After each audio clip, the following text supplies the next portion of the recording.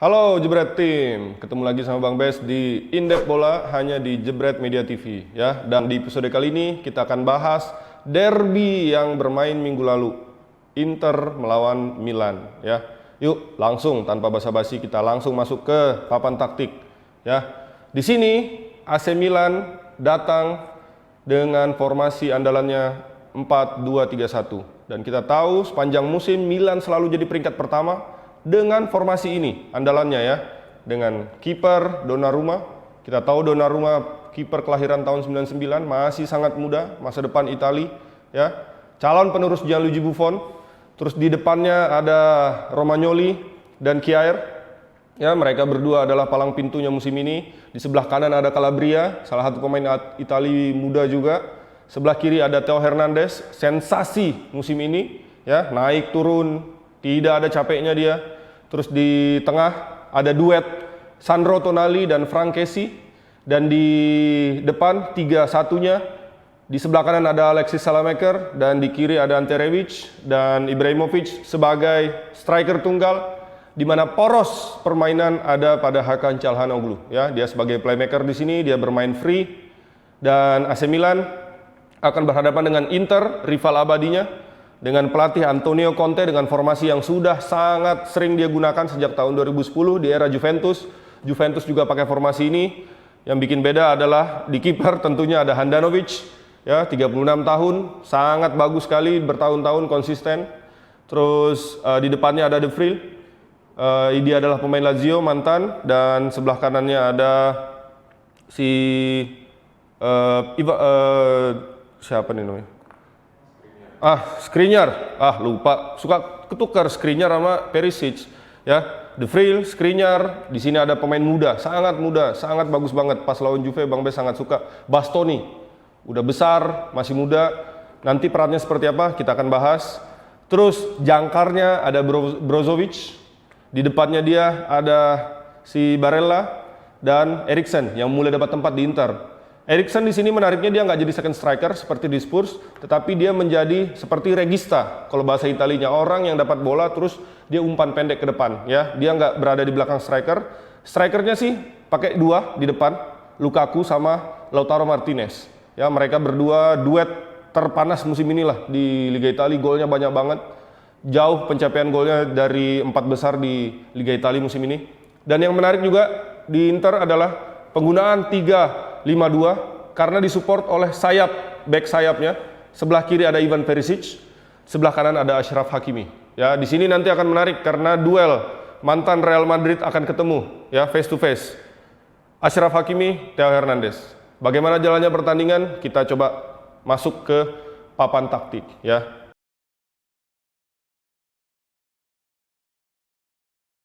Kita mulai dari AC Milan. AC Milan ketika mereka pegang bola, hal yang pertama mereka lakukan adalah melakukan build up.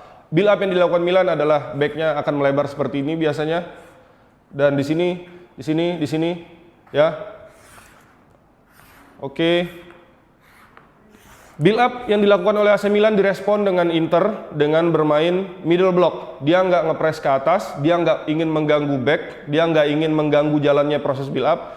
Inter Milan sedikit membiarkan bagaimana Milan memainkan bola. Jadi si Lukaku dia cuma stay di sini, dia menjaga Kessie sama Tonali. Dan AC Milan yang dia target adalah Ibrahimovic. Ketika bola dilempar ke Ibrahimovic, tentu yang akan dilakukan Ibrahimovic adalah melakukan flick.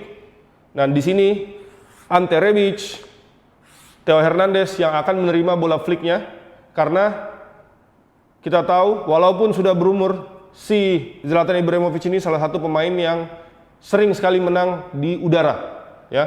Kalau misalnya Inter low, karena Inter kadang-kadang dia sangat low, dia sangat menunggu di belakang dengan sabar, dia bisa mengontrol bola dengan dada dan akhirnya main dulu ya. Dan yang menarik dari si AC Milan juga, karena di sini Ante Rebic, ketika Ante Rebic dia melebar, Theo Hernandez akan sering sekali masuk ke dalam untuk memberikan support. Jadi dia tidak double di sini, tetapi dia masuk ke dalam untuk menciptakan overload di tengah. Di mana kita tahu Hakan Çalhanoğlu akan pick second ball yang dikasih long ball di sini untuk menciptakan serangan baru yang lain. Ya, itu bagaimana mereka menyerang. Terus ketika mereka bertahan, yang mereka lakukan adalah ketika out possession, ingat ya, dalam sepak bola ada 3 main moment, in possession, out possession, transition. Ya, ketika mereka out possession atau ketika lawan yang megang bola, yang dilakukan oleh AC Milan ini yang menjadi titik atau kunci pertandingan adalah pressure atau high pressure pada pertandingan ini. Ketika Inter yang berhasil recovery ball, mereka akan taruh bola di sini misalnya, maka pemain Milan akan naik. Mereka akan melakukan pressure. Ya. Kita mulai dari yang paling mencolok pada pertandingan itu, duel antara Theo Hernandez melawan Achraf Hakimi. Achraf Hakimi ada di sini dan Theo Hernandez akan push dia. Supaya apa? Supaya dia nggak naik. Karena kita tahu penetrasi Hakimi musim ini di Inter sangat tinggi, di Serie A sangat tinggi. Jadi dia push. Di sini Ante Rebic akan menjaga si, lupa lagi gua. Skriniar, lupa terus. Milan Skriniar ya, pemain muda juga, sempat mau dibeli sama Bayern Munich. Terus di sini ada Frank Kessie ya, yang akan menjaga Barella. Kita tahu Juve hancur pas main lawan Inter karena Barella berhasil menguasai lini tengah. Terus Ibrahimovic akan menjaga De Vrij. Terus di sini Bastoni anggap dia lagi pegang bola. Oke, si Salamaker akan jaga di sini. Terus si Eriksen akan jaga Tonali dan Hakan Çalhanoğlu akan jaga Brozovic. Kita lihat akan ada kelihatan satu pemain yang kosong. Kira-kira siapa? Ya. Jawabannya adalah Ivan Perisic di sebelah kiri. Ya, dia sangat free. Karena semua pemain Milan konsentrasi, semestinya pemain yang menjaga Ivan Perisic adalah Calabria. Tetapi kita tahu duet Lukaku dan Lautaro Martinez tidak bisa dianggap remeh. Jadi teorinya kalau kita lagi bertahan dan ada 2 lawan di area pertahanan kita, ingat ya, nanti dibikin grafiknya. Lapangan ini adalah 1, ini adalah sepertiga lapangan sendiri, sepertiga lapangan tengah, sepertiga lapangan lawan. Kalau ada lawan di area kita, sepertiga kita, ada 2 misalnya, kita harus punya 3. Kalau misalnya ada 1, kita cukup punya 2. Ya, itu adalah teori dari kepelatihan. Tetapi hari ini, Inter dia datang menunggu di atas dengan 2 pemain, maka AC Milan meresponnya dengan 3 di sini. Yang dikorbankan akhirnya Calabria. Calabria yang bermain kiri biasanya, bermain di kanan dan biasanya dia overlap. Sekarang dia sedikit berkorban untuk masuk ke dalam dan menjaga kedalaman, untuk menjaga supaya Lautaro Martinez tidak bisa kemana-mana. Dan di sini orang terakhir yang melakukan cover dan balance adalah Simon Kjaer. Tetapi petaka terjadi karena pada gol ini ketika si Bastoni kasih bola ke Hakimi, ya, Hakimi dapat bola. Salah satu cara untuk keluar dari pressure adalah dengan melakukan long ball. Ya, Inter Milan bukan tim seperti Manchester City. Untuk keluar dari pressure mereka akan coba cari kanal passing pendek, ya. Tidak, Inter Milan pragmatis. Dia bermain long. Dia tembak bola ke depan ke area di sini. Di sini kenapa dia kirim bola ke sini? Karena di sini ada lupa lagi, udah 3 kali lupa. Skriniar. Skriniar, Hakimi dan Barella, ya. Di sini mereka menciptakan 3 melawan 2. Kessie tadi agak menjaga di sini supaya menjaga Lukaku, tetapi ketika mereka team up 3 lawan 2, Kessie akan naik bersama Skriniar, ya, dan si Hakimi tembak bola ke depan, dan akhirnya half space kanan yang ditinggalkan oleh Kessie, yang Kessie semestinya menjaga kosong, di situ dimanfaatkan oleh Lukaku untuk bawa bola ke sini, dan akhirnya Romagnoli ketinggalan. Ini adalah petaka gol pertama terjadi. Mungkin attempt pertama tidak masuk karena dihalangi oleh Kjaer, tetapi ketika bola di-pick lagi oleh dia melakukan crossing, Kjaer hanya ball watching, dia hanya melihat bola. Ingat, dalam bertahan kita harus melihat bola, harus melihat lawan. Dan Calabria di sini tidak bisa melakukan apa-apa karena dia di sini terpaku dengan bola juga. Jadi akhirnya di sini free header si Lautaro Martinez 1-0. 1-0 membuat jalannya pertandingan semakin tertebak. Ya, bukan karena Inter mendominasi. Inter tidak mendominasi, tetapi dia sangat efektif karena dia membiarkan Milan yang pegang bola. Sekarang Inter malah lebih mengabsorb serangan dari AC Milan dengan melakukan yang dinamakan dengan low block. Sekarang mereka lebih low. Mereka tidak sangat bertahan, tetapi mereka tunggu di tengah, mereka tunggu AC Milan untuk menyerang. Ketika AC Milan menyerang dan bola kerebut, kasih bola ke sini dan dilihat di sebelah sini ada pemain yang sangat kosong, ya. Itu adalah Ivan Perisic. Ini adalah yang terjadi pada babak pertama sering sekali. Ivan Perisic free, dia bawa bola ke sini. Calabria yang tadinya masuk ke dalam, ketarik sama Lautaro Martinez, akhirnya dia sadar, oh ada orang ternyata di luar, dia akhirnya keluar. Akhirnya di sini tercipta situasi 3 lawan 3, sangat tidak boleh seperti ini, ya.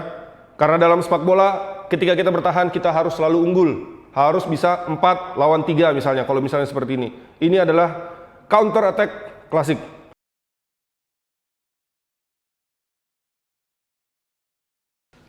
Oke, pada babak pertama sering sekali kita lihat counter attack klasik yang dilakukan oleh Inter melalui sisi kiri lapangan, ya, di mana AC Milan mengorbankan bek kanannya untuk masuk menjaga 2 striker, akhirnya Perisic free dan di sini semestinya bisa terjadi gol kedua, tetapi tidak, ya. Nah, sekarang kita masuk ke build up Inter Milan. Bagaimana Inter Milan membangun serangan ketika kipernya yang pegang bola, ya. Kita udah tahu pada babak pertama khususnya Milan akan seperti ini dan 2 gelandangnya seperti ini, ya. Dan di sini masih ada 1, oke, yes. Yang dilakukan oleh Inter Milan adalah mereka akan memilih melakukan build up pendek menggunakan sisi kanan lapangan, ya. Di sini Skriniar, ya, Skriniar akan turun dan minta bola dan Ante Rebic akan mengganggunya. Terus Hakimi juga akan di sini turun dan Barella juga akan turun, ya, dan Ibrahimovic juga akan udah menjaga si De Vrij dan Salamaker di sini dan setiap pemain sudah di marking, ya. Ini sangat penting karena setiap pemain sudah punya pasangannya masing-masing, ya, di sepertiga lapangan. Karena Milan sangat ingin mengantisipasi serangan dari Inter, jadi mereka mengambil resiko untuk melakukan pressure atas, ya. Yang dilakukan oleh Handanovic adalah mereka mengincar bola di sini, tetapi ketika bola sudah berhasil progres, mereka akan tembak ke sisi yang tidak dijaga oleh pemain Milan. Satu-satunya pemain yang sangat jarang dijaga atau diawasi Milan oleh malam itu adalah Ivan Perisic yang free, yang mestinya dijaga oleh Calabria. Akhirnya bola dipindah. Ingat, Xavi pernah bilang kalau di sini ada banyak sekali orang, tentu di sisi lain pasti akan ada ruang dan waktu yang bisa kita manfaatkan. Itulah yang dilakukan oleh Inter Milan. Dia keluar dari pressure dengan melakukan switch play cepat ke Ivan Perisic, ya. Itu adalah opsi 1. Opsi kedua dari Inter Milan adalah Barella akan turun, Hakimi akan turun, Skriniar, bukan Ivan Perisic sini, Skriniar akan ada di sini. Ketika Kessie turun juga minta, maka akan tercipta lobang di sini. Ada lobang untuk dilakukan long ball ke arah Romelu Lukaku, ya. Ketika bola itu dikasih ke Lukaku, maka mereka akan bisa melakukan yang dinamakan combination play atau bahkan mereka bisa bertukar posisi, bisa drive ball. Kita lihat ya gol ketiganya Inter terjadi lewat timing yang seperti itu. Oke, pada babak kedua tidak banyak terjadi perubahan. AC Milan sudah mulai sedikit sadar bahwa di sebelah sisi kiri Ivan Perisic sering free. Nah, dan sekarang AC Milan sudah mulai sedikit keluar dari tekanan serangan balik Inter Milan. Dan beberapa kali peluangnya hampir juga cetak gol. Bagaimana bisa terjadi? Karena Inter terlalu nyaman bertahan. Akhirnya mereka terlalu mundur. Pemainnya mundur. Di sini Lukaku. Ya. Dan akhirnya bola crossing dari sisi kanan lapangan, yang jadi target adalah Ibrahimovic. Ibrahimovic sebagai target man, kalau di Indonesia mungkin itu seperti Spaso, ya, Ilyas Spasojevic. Dia berada di antara 2 back. Dia berada di antara 2 back dan akhirnya memenangkan duel.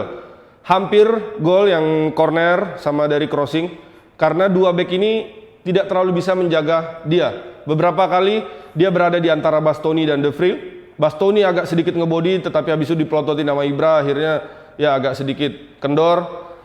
Tetapi sepanjang jalannya pertandingan, peluang AC Milan terbaik hanya dari crossing dari sisi kanan lapangan. Itu pun tidak terlalu lama karena Inter akhirnya berhasil mengadu speed di sini. Karena Inter tidak punya pertandingan tambahan di Eropa pada akhir pekan ya. Oke, kita masuk ke gol kedua Inter. Gol kedua Inter terjadi akibat high pressure Milan, sangat tinggi high pressure-nya sampai mereka lupa untuk bertahan. Ingat, ketika mereka melakukan pressure, bola di sini diserap oleh Inter Milan dan akhirnya menimbulkan ruang. Ada ruang di sini yang kosong. Ya, ada ruang kosong, akhirnya bola dipindahkan ke sini. Ya, bola dibawa, terus ketika di sini tidak ada orang, mereka akan dengan sangat mudah untuk meninggalkan orang yang memarkinya. Akhirnya naik, mereka udah ketinggalan, akhirnya kalau kata orang seperti gol futsal ya, passing-passing pendek, combination play. Ya, ini adalah serangan balik dengan combination play cepat. Bagaimana akhirnya bola ujung-ujungnya ke siapa? Ke pemain yang tidak dijaga tadi, Ivan Perisic. Bola ke Ivan Perisic, akhirnya bola ada di sini. Dia bawa ke sini. Dan gol terjadi ketika bola dikasih di antara dua bek. Ya. Salah satu cara untuk keluar dari pressing adalah melakukan short pass atau through pass melalui dua center back. Split pass namanya ya. Untuk kita pecahkan dua ini. Apalagi kalau mereka berdua tidak melakukan cover dan balance. Ini yang terjadi pada gol kedua Inter Milan. Pressure tinggi di counter dengan satu combination play cepat ya, sangat bagus.